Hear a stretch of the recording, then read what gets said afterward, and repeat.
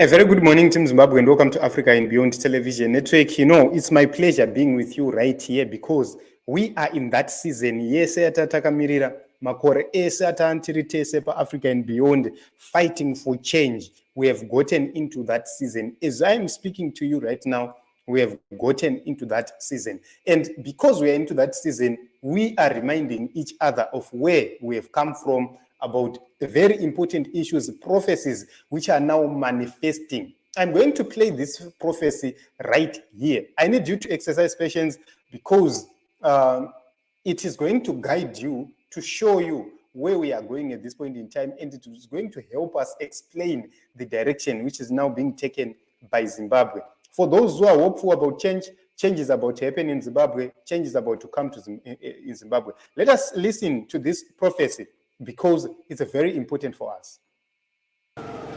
Yes, zvakaitika takazvitaura izvi. Vanhu vakati hakuna zvakadaro.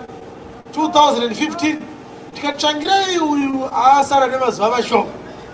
Mwari haana kumbomugadza kuti atonge nyika ino. Akangonzi atange the democratic process. Achazotungamira achibva kuopposition, haasi tsvangirai, kuchauya mumwe. Vanhu vakapopota, murume uyu akashanda zvikuru, ngaasiyane nazvo, ngaangoparidza, tsvangirai achatoitonga. Ndikati ndiri pano, ndati mazuva ake mashoma. Ndakazvitaura muna 2015. Achiripo here Morgan?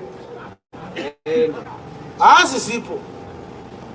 Handina kuzvitaura nekuti ndaida kuti afe. Aiwa, ndozvakazvarehwa naakamusika. Amen. Saka une chaunogona kuzvirambira. Andikuzva zvandutaura. Izvo zvinakapa zviprofita zviviri. Chekutanga ndakati kune vanhu vachapesana manje. Vakamboita chinhu vakawirirana. Vachapesana. Ende vachapesana big time. Saka chichengetei chiprofita ichocho. Zvichashata zvinhu izvozvo. Kana vazoita sei? Pane chimwe chokwadi chichabuda chachisingafaniri kuita sei? Kubuda. Vanhu vapesana.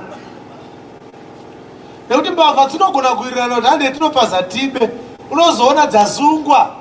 Vapesana pakugovana zvakabirwa. Mumwe anoti anongozvifumira tingonovharirwa tezi. So where we are going right now, Team Zimbabwe, we are now getting there. Handi muri kuona kuti in this prophecy ari kuti pane chimwe chokwadi chichabuda because vachapesana pakugovana. There was an agreement which was made by Emmerson Mnangagwa and Constantino Chiwenga yekuti iwe uchatonga one term inini undopinda then tozosira vapfana vechidiki. That was the initial agreement, but Mdara akuramba nechimuti ari kuti chimuti ndechangu ndega, and it has started happening as we speak right now. And the months we are in right now, from April watapfuura up to the month of September, October, a lot is going to happen. And it has started. Take a look kunana Chivayo. What is happening in Nana Chivayo? Pane chokwadi chiri kuramba chichibuda zvekuti vanhu vanoshayiwa kuti chokwadi chocho chabuda sei. But these are people planted in Wikino Chivayo cycles by Chiwenga faction, and deliberately they are leaking this information to the public. So for those who understand things, you start to understand that this is now falling right into place. So at the end of this prophecy, it's an old prophecy, but you are going to understand where we are going and where the direction being taken at this point in time. Chakavapa kunopaza vachipa kushaya mzoro ndo zvinovapa futi kuzoita sei kuzovharirwa. Ndo situation yacho mamiriro ayakaita sei ayakaita. Yes, saka wakaponeswa here, wakaponeswa here, achechipireka ndichisiya. Ndichachitaura rimwe zuva. Hawa ndichachitaura rimwe zuva rega ndichinyarara. Yeah. Ndichachitaura rimwe zuva chiri very sensitive. Chimwe chiprofita chandira kutaura chiri very sensitive. Asi ndichachitaurira pano. Handiziva hangu kuti rini. ndingangokurimindai pamusoro pechimwe chiprofita chandakambopa. Ukaenda paYouTube pane mharidzo iripo inonzi The Great Redo. Ndizvo Samson's Redo. Inonzi Samson's Redo. YouTube haisi yedu, haisi yemuno muZimbabwe. Kureva kuti hatigone kuchinja date rataka uploada video iyoyo. Hazviite. Unotarisa kuti yaka uploadwa rini. I think ndiye muna 2015. Tichitaura kuti Mwari akataura kudhara kwandiri kuti nyika ino haisi kumbofaka chinja economy nezvimwe zvinhu zvese, kuti utungamiriri kana uchigadzirwa naMwari unopiwa nyasha utungamiriri hwenyika. Nyasha idzodzo dzinenge dzine timetable. Saka ndaitaura muna 2015 ndichiti timetable yakapiwa vatungamiriri vatinava yakapfuura yanguva yevamwe vari kufanira kuuya. Kune mumwe mutungamiriri achauya. Mazuva iwaya ndakataura izvozvo unonoiteerera, inonzi Samson's Redo, iripo paYouTube.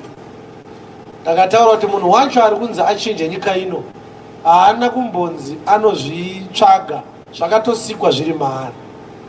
Tikatoti haasati asvitsa 40 years, asi constitution inoti munhu hatungamire nyika kana asina 40 years. Asi pazvichaitika dzinenge dzaita sei? Dzinenge dzakwana. Ndakazvitaura. Ndobva ndazotaura futi ndikati asati auya kuchauya imwe system pakati apo. Pachauya inonzi interim system ichangoya for a short time ozotora because asati ready. Ndakazvitaura izvozvo.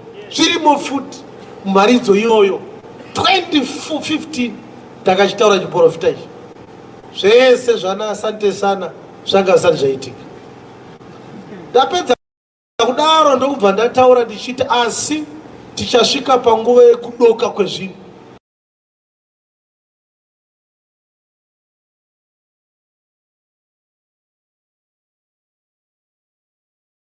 So mukazvitarisa hama dzangu, Robert Mugabe is now gone. Pane system nyowani which is now operating in Zimbabwe as we speak right now, but ndo yakanzi ine nguva diki.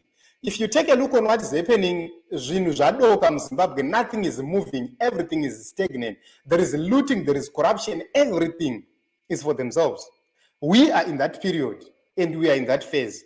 But yakanzi ine nguva diki. So if you take a look from 2017 kusvika right now patava, it's about time. For those who understand times and seasons, we are in that season. We are in that time.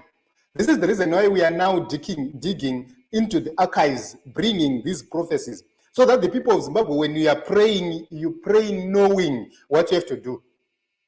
So, vana Zimbabwe, Zimbabwe yakunaka. Zimbabwe yavakuda kunaka, and kwese kufumurana kwavakuita nekubayana kwese 2030 yese iyi. This is a catalyst iri kufanira kuti zvinhu zvichiitika.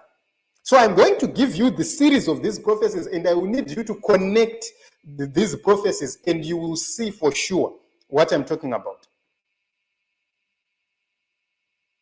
Vanhu vari zvakaoma, zvichaoma kupfuura zvazvakaita. Zvozonaka pachine kanguva kanopfuura 5 years. Ndakazvitaura muprofesi iyoyo. Ukaverenga 2015, 2016, 2017, 2018. Asati dzakwana 5 years. Kureva kuti maresults ema-elections hatina wani. Akangofanana nezviripo izvezvi. Kunyange zvazvo pasina ari kuwina. Hapana. Asi kungoti zviri kuitwa naMwari kuti aprepare munhu waanoda kuti agozotungamira. Haasati ava ready. Kunyange zvazvo Mwari ari kumugadzirira kuti zvinhu zvake zviite zvakanaka. Saka tichatombopinda pa trouble sometime. Nguva yatichapinda yakatoti omei kupfuura yatiri izvezvi kwemakore kana kuti kwemwedzi yakati zvishoma zvozoita nani. Hapana chakanaka chichagadziriswa nevatungamiriri vatina. Vane zvinhu 3 zvinodiwa pakutungamira nyika zvavasina. Chekutanga, they don't have a heart for the people. They are thinking about themselves. Chechipiri, they are criminals. Vese mtemo ukada kutedzerwa chaizvo chaizvo vanofanira kuva vari mukoti vese. Chechitatu, havazivi Mwari zvachose, and many of them. Saka ukatarisa zvataurwa panapa naApostle Chiwenga zviri kuoneka izvezvi pachena, zvese zviri 3 zviri kuitika izvezvi as we speak. We have seen these 3 things happening. Number 1, they don't have a heart for the people. We are seeing it happening under the administration of Emmerson Mnangagwa. He doesn't care. That is the reason why he unleashed the fuzz on people. He doesn't even care. Haatyi Mwari, and they are very corrupt. It's happening right now as we speak.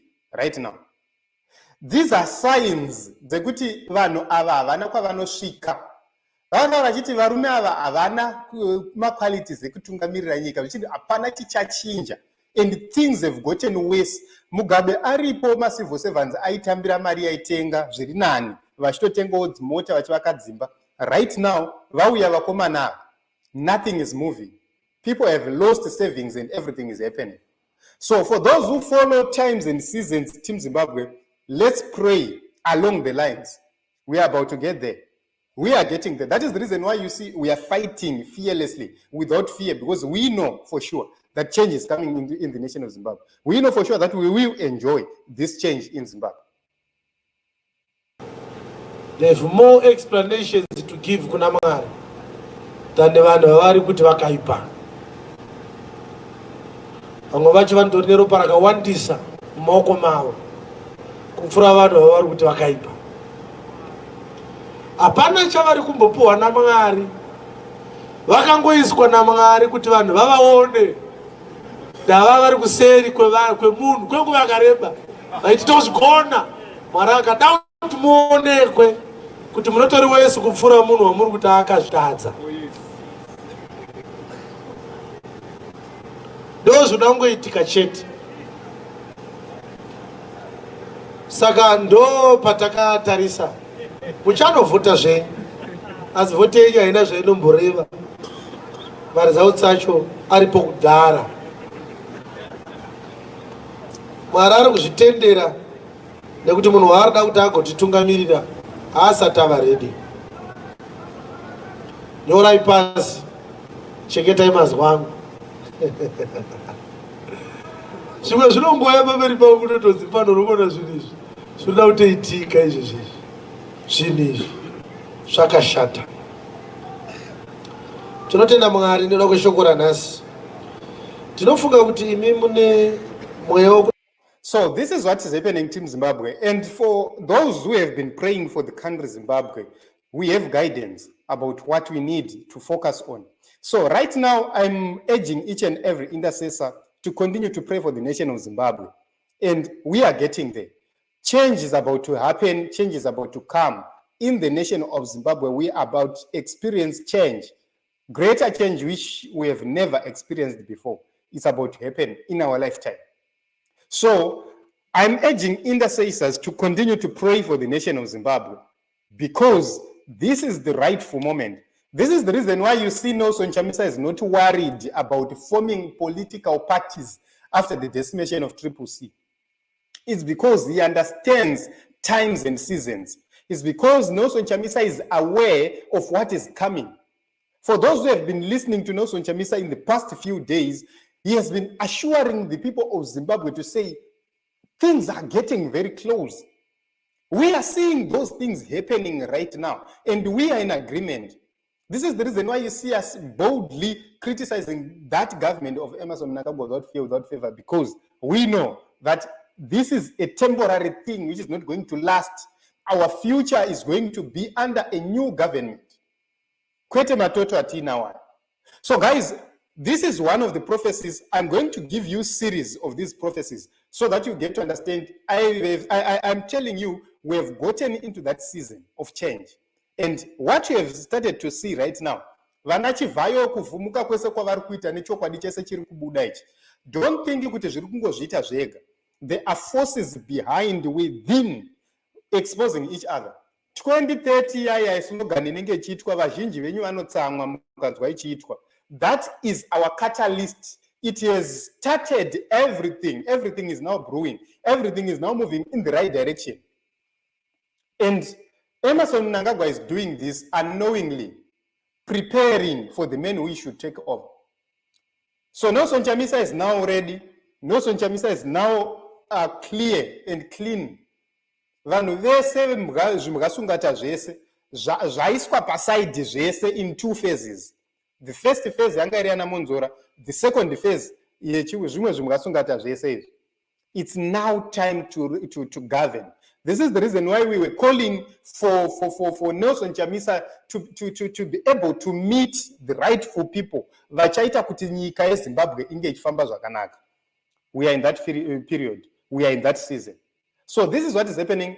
Our duty is to make sure that we speak about these issues, we talk about these issues, and we continue to pray about the nation Zimbabwe.